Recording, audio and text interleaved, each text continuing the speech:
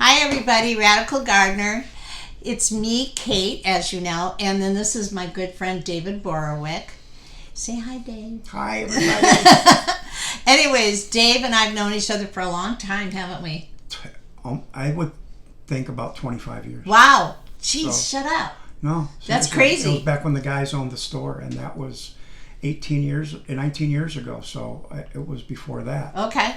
So, anyways, I had just moved here from Seattle, and I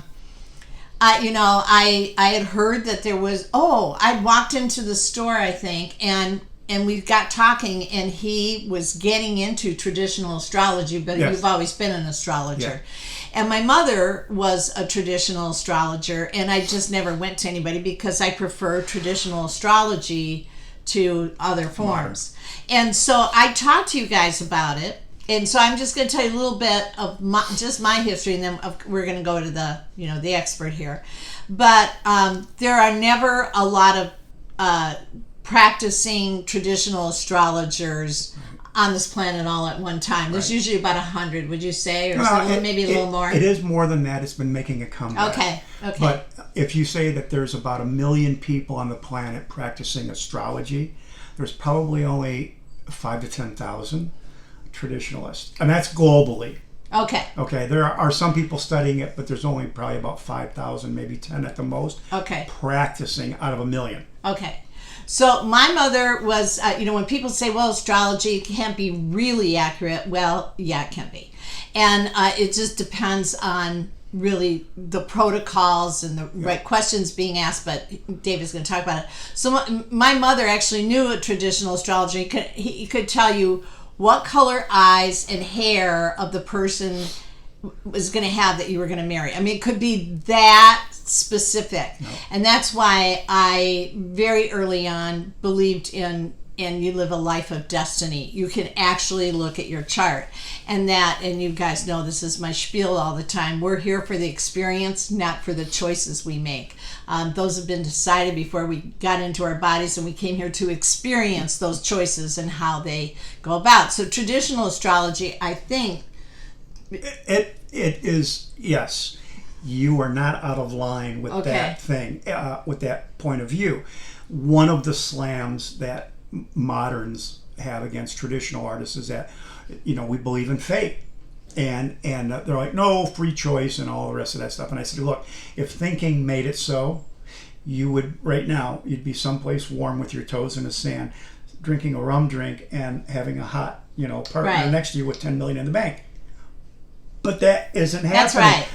So fate has something to do. The difference between the accusation and what actually goes on with traditional artists is that we believe that fate and free will operate simultaneously, and that sometimes you may be able to massage what is fated to either avoid it or at least minimize it. And that's the whole reason for studying astrology. If there's something malefic indicated in the chart, people want to know, do I have to go through, the worst of the worst?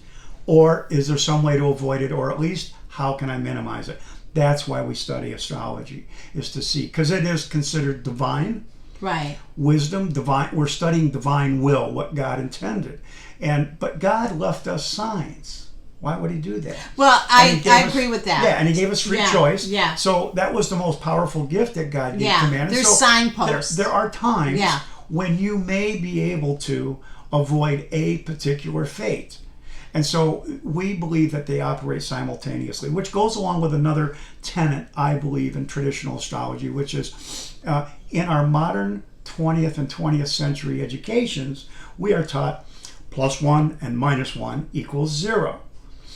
In astrology, I have to constantly impress upon the person, the native, look, if there's a +1 and a -1, it equals a +1 -1 operating simultaneously. You have to take it into account. I love that. So that's the difference, and just a brief history lesson so that people understand what traditional is in the context.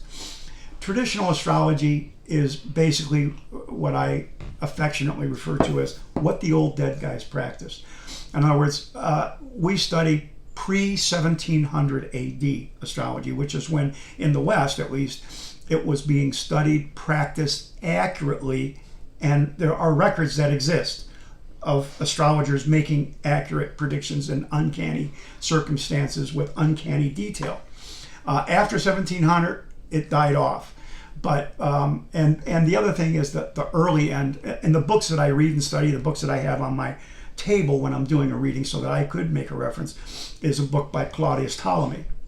He wrote several books, but one of the most famous for us astrologers is Tetrabiblos. And what 4 era books. was that? He died in 74 AD. So, Oh when I say, look, the kind of astrology I'm practicing is hundreds or thousands of years old, I have a reference.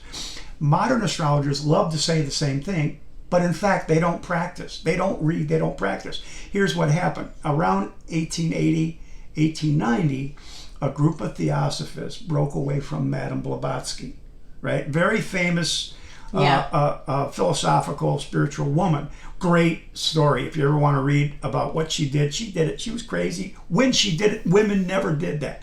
Right. And So- I mean, like leaders all over the world and explorers and Yes. everything were like following her. No, Yes. I've read her books. So I've a read her small books. group of people broke off from Madame Blavatsky, started their own group, and they said, hey, it'd be great if we brought back astrology because it's been dead for a couple hundred years, and it was true. So they brought back astrology, and when they didn't remember something or they didn't understand it, they just started making shit up as they went along. And there were nobody to dispute them, so it became astrological law. Right now enter the traditional artist, who I've actually read what the old masters wrote. I practice what they practice.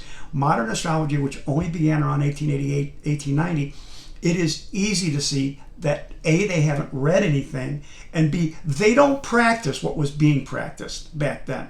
So modern astrology is that. Now, sun sign astrology, which everybody is familiar with, that only began when the current Queen Elizabeth, right, the second, was in her mother's womb. I think around 1930 or so, around there. Anyways, you know, the Brits, they love their royals. They were clamoring for information about the upcoming royal birth, bugging the hell out of the king. The king was going crazy. Someone said, hey, why don't we get an astrologer in to, write something? And so they did. They brought an astrologer and said, hey, write something about the upcoming royal birth. And he goes, well, I don't know what day she's going to be born exactly.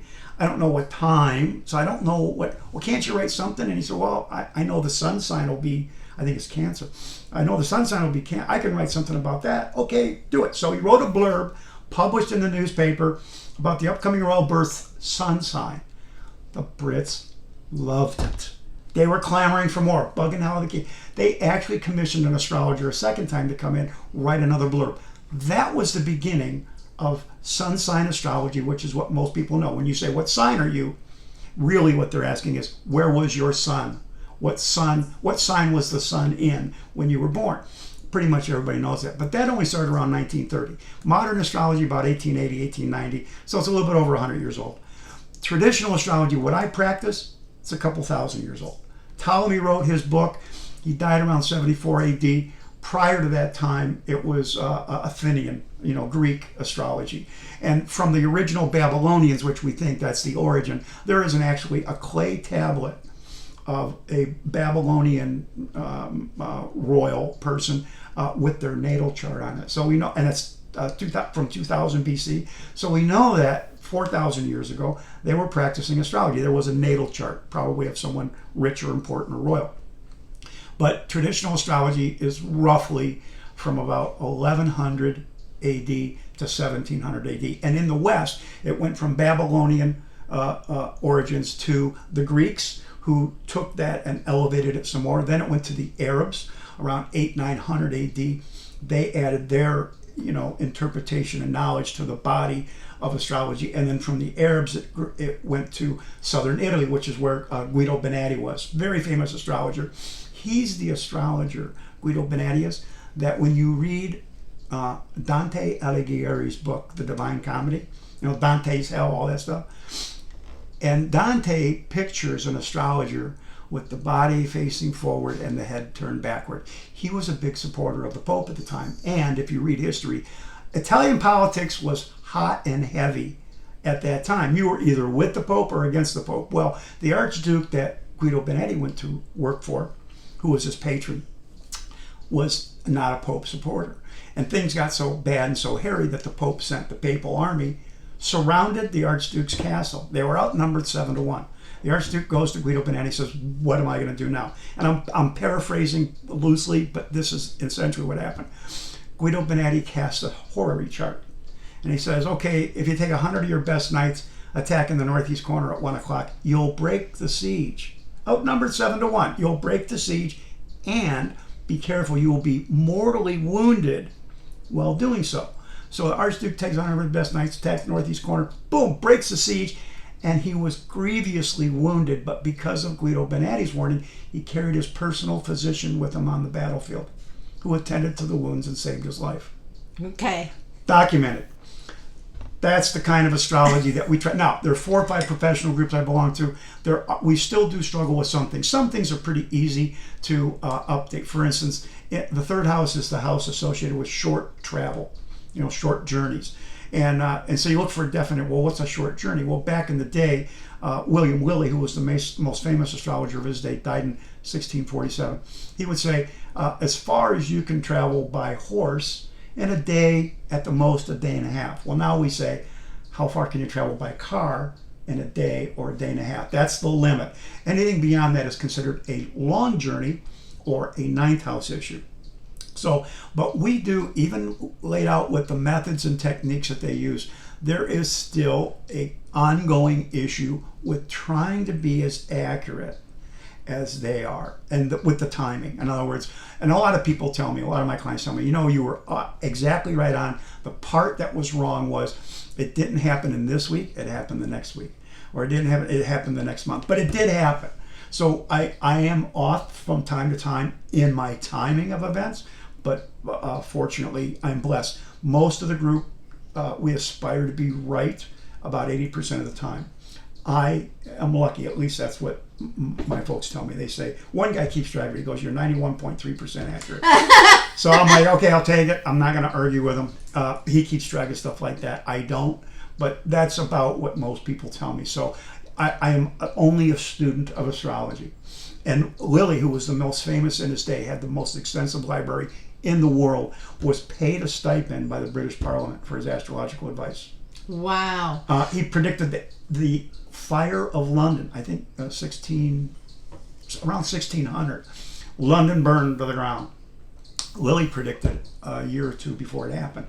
After the fire, the police came knocking on his door. They were going to take him to prison for conspiracy to burn down the city of London. He was lucky he had a really, really good friend, Elias Ashmore, who was in the House of Lords, heavyweight. And Ashmore said, no, he's just a really good astrologer. You don't send him to prison, right? And so they didn't. And Lilly became the most astrologer of his day. As a matter of fact, the English take the legend of King Arthur very seriously. And back then in the day, if you're lucky, you had a patron. If not, you published your predictions, usually on a quarterly basis. And so that's how they made their money. Well, Lilly did that too. His publication was called Merlin's Digest. Only they Latinized it, Merlinus Digestus or something like that. And I've looked all over online, I've never found anybody using it. So that is the name of my astrology company, so to speak. Really? Merlin's Digest, yeah. And John Dee, who was a very famous person in English history also, who picked the coronation date for Elizabeth I. And if you remember the circumstances surrounding, she was not married. There was no heir to the throne. That was a big deal back then. The treasury was broke. There was all kinds of conspiracies in the court going on about how to replace her, how to get her out of power. And her half-sister, Mary, in Scotland. Queen of Scots, Yeah. Mary, Queen of Scots, was plotting on how to take the throne. She was pissed. And Spain was just sailing with what at the time seemed to be the largest armada ever assembled in the history of man, a 500-ship armada.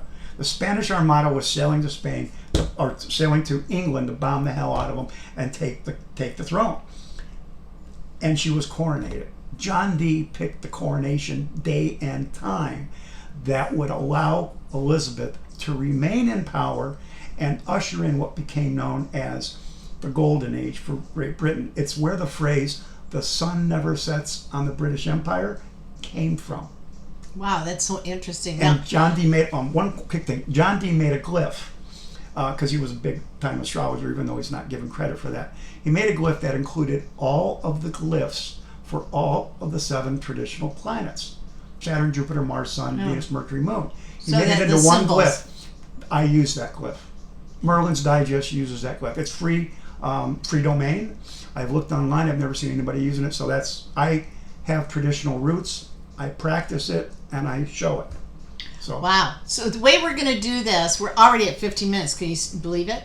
So the way that we're going to do this is in 4 sections. So this one is just what is traditional astrology. He gave us a great historical, a reference, so we know really where it's come from and how it's kind of played out throughout the years.